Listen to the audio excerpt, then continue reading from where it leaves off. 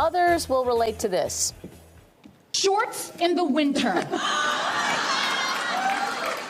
You must, no matter what the temperature, go to school with neon orange shorts. And like a winter coat is fine, but if you wear pants, like, don't even go to school. What kind of monster doesn't serve the cake 2 hours into a birthday party, people? If you're 2 hours into your child's birthday party and you have not served cake, you are no longer in a birthday situation. You are in a hostage situation. It's true.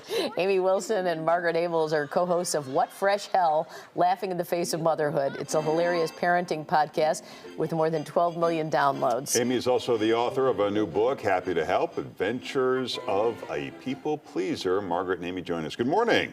Good morning. Now, it's my understanding you have sort of separate approaches to parenting. How are they different? Well, I would say that I'm the one who very much has my act together and has 18 spreadsheets and the books stacked up on my nightstand about how to do things better.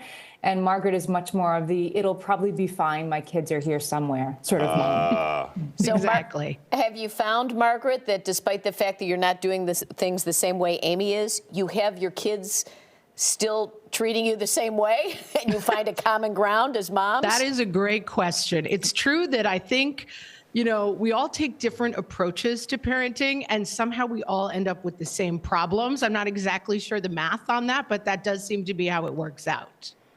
And maybe it's because your kids are that much different. Yes. Well, we have kids who are different ages. They are, you know, different kids. And I have 3 kids and those kids are all different kids. My brother once told me, I was having a bad day with one of my kids, and he said, well, have more kids, and then you could have a good day and a bad day on the same day. And that's kind of, you know, they surprise you, these children. You guys have a lot of tips. I'm sure you've heard from a lot of people over the years. One of the first ones is you guys say kids are like icebergs. Amy, maybe you can talk about that.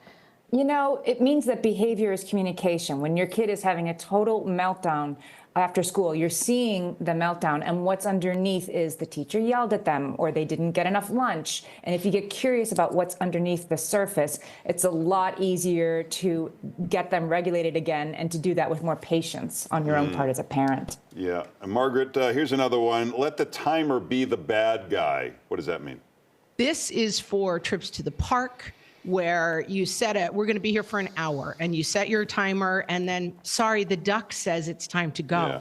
The timer went off. It's not me. I would love to stay at the park all day with you guys, but unfortunately, the duck has quacked, and we must obey the duck. And somehow the kids are much more respectful of the duck than they are of their own parents. Another one is get on the same side of the net. What do you mean by that, Amy? Well, it's easy to think that you are fighting against your kid. Say, for example, bedtime has gotten too late.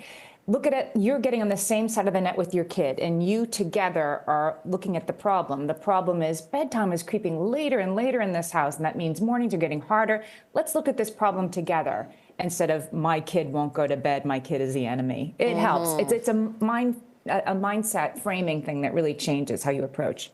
All right. This one is a very common one, and it drives me crazy. You say you should not be repeating yourself. Talk about that endless cycle that happens and why it's bad.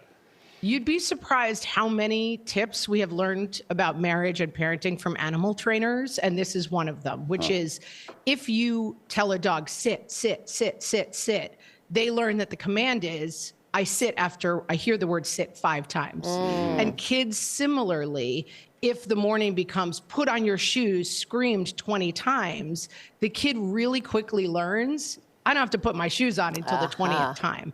And this goes with kind of, we often say, saying no means standing up. Commit to what you want to happen one time strongly, and you'll have better results than the 20 screaming attempts. And another one is this old adage of making things rhyme and just making things more of a game for kids, I assume?